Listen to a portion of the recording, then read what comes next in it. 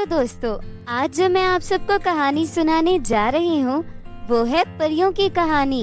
नैना परी, हमारी फूलों की पोशाक तैयार करवा दो। हमारी फूलों की पोशाक क्यों तैयार नहीं हुई? हम वही पोशाक पहनना चाहते हैं। कृपया शाम तक उसे तैयार करवा दीजिए। क्षमा सोम्या, हम आपकी इच्छा का सम्मान करते हैं। रानी परी का आदेश है, इसलिए हम फूलों की पोशाक तैयार नहीं करा सकती। आप तो जानती हैं कि हम रानी परी के आदेश को नहीं तोड़ सकते। ये पोशाक भी बहुत अच्छी है, आप पे बहुत अच्छी लगेगी। हम जानती हैं कि हमें रानी परी फूलों की पोशाक नहीं पहनने देगी। हमने देखा कि एक शहजादे और हमारा सामना सफेद घोड़े पर होता है। हम अपना ये ख्वाब पूरा करना चाहती हैं, लेकिन पता नहीं रानी परी हमें क्यों फूलों की पोशाक नहीं पहनने देती। सोम्या परी, आज आपका 18वां जन्मदिन है और सब आपका समारोह में इंतजार कर रहे हैं। आप कृपया करके यही पोशाक पहन लीजिए। आप तो जानते हैं कि रानी परी आपसे कितना प्यार करती है। सोम्या परी रानी परी की इकलौती बेटी थी और सारे परिलोक में सोम्या परी के जन्मदिन की तैयारियां चल रही थी। सब परियां सोम्या परी की समारोह में इंतजार कर रही थी। सोम्या परी के सामने अचानक एक सुंदर सी परी नमूदार हुई। सोम्या परी ने जिसे पहले नहीं देखा था। सोम्या परी, आपको आपके 18वें जन्मदिन की शुभकामनाएं हो। मैं आपके लिए एक उपहार लाई हूँ। मैं तुम्हारे सपने के बारे में जानती हूँ। ये लो फूलों की पोशाक। ये तो बहुत ही सुंदर है।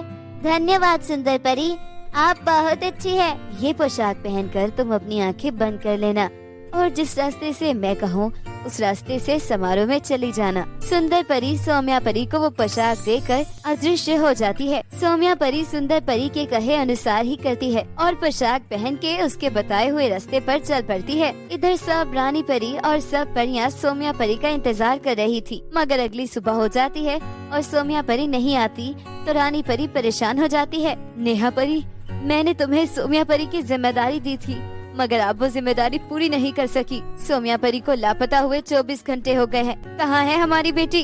रानी परी, हमें क्षमा कर दें। रानी परी, मुझे कुछ याद नहीं, सिवाय इसके कि सोम्या परी फूलों की पोशाक मांग रही थी।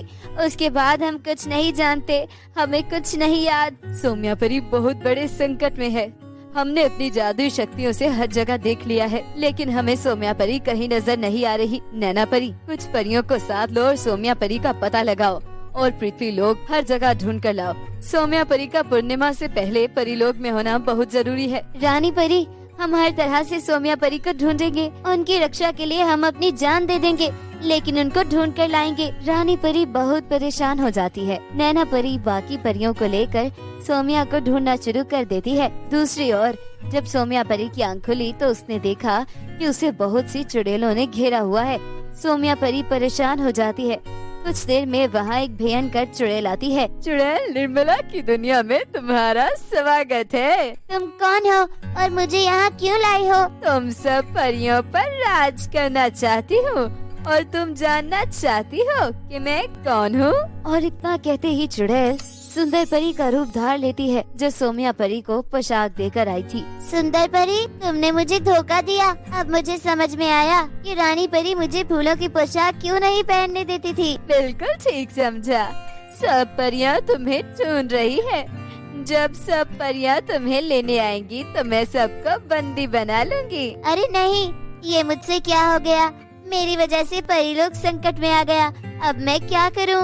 सोम्या परी बहुत रो रही थी कि नैना परी बाकी परियों के साथ वहां आ जाती है और चुड़ैल से लड़ना शुरू कर देती है। कुछ देर लड़ाई के बाद निर्मला चुड़ैल सब परियों को बंदी बना लेती है। अब तुम सब मेरी बंदी हो। जो तुम्हें कहूँगी तुम्हें वही करना होगा। गांव में जाकर हमारे लिए बच्चों को लाना होगा। हम उनका मांस नमक मिर्च लगाकर खाएंगी, क्योंकि तुम लोगों को सब बहुत अच्छा समझते हैं। अरे चुड़ैल, तेरे सीने में दिल नहीं है क्या? हम नहीं लाएंगी। तुम सब मेरी गुलाम हो।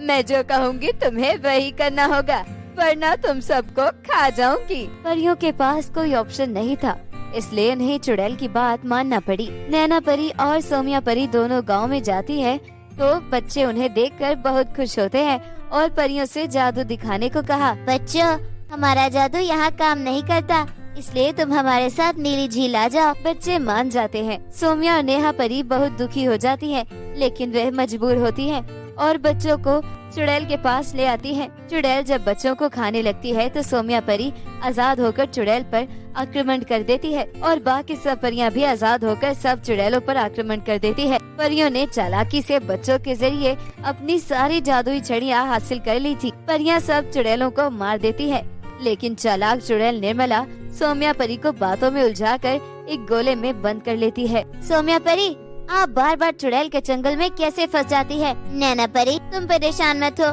मैं जब गांव गई थी तो मैंने रानी परी को संदेश भेज दिया था। वो और बाकी सब परियां आती ही होंगी। अभी सौम्या और नैना परी बात कर रही थी कि अचानक से रानी परी आ जाती है और चुड़ैलों पर आक्रमण कर देती है। चुड़ैल और परियों के बीच लड़ाई चलती है। कुछ परियां जख्मी भी हो जाती हैं। सौम्या परी, तुम ये मंत्र पढ़ो, इससे ये फूलों की पोशाक नष्ट हो जाएगी और तुम्हारा जादू खत्म हो जाएगा। नहीं, तुम मेरी मेहनत पर पानी नहीं फेर सकती। सौम्या परी ने जल्दी से आंखें बंद करके वह मंत्र पढ़ा तो वह गोले से आजाद हो गई। नैना परी सौम्या परी को जल्दी से परीलोक ले गई। रानी परी ने चुड़ैल पर आक्रमण करके उन्हें मार दिया और फिर सारी परियां परीलोक वापस आ गयीं। सौम्या परी ने रानी परी से माफी मांगी। रानी परी, मुझे क्षमा कर दें। मुझे वो फूलों की पोशाक नहीं पहननी चाहिए थी। मेरी गलती की सजा सबको मिलने वाली थी।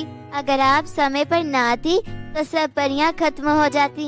मुझे क्षमा कर दीजिए। सौम्या परी, चुड़ैल को श्राप मिला था कि वो तुम्हें हाथ भी नहीं लगा सकती, सिर्फ फूलों की पोशाक के अलावा। चलो, अंत भला तो सब भला। सब ने खूब धूमधाम से सौम्या परी का जन्मदिन मनाया और सब हंसी खुशी रहने लगे। तो बच्चों, कैसी लगी आपको ये कहानी? अगर कहानी पसंद आई हो तो वीडियो को लाइक कर दें और कमेंट बॉक्स में अपना फीडबैक लाजमी दें। अगर आप मजीद इस तरह की कहानियाँ सुनना चाहते हैं तो चैनल को सब्सक्राइब कर लें। मिलते हैं अगली कहानी के साथ, तब तक आप अपना ख्याल रखिएगा। बाय बाय दोस्तों।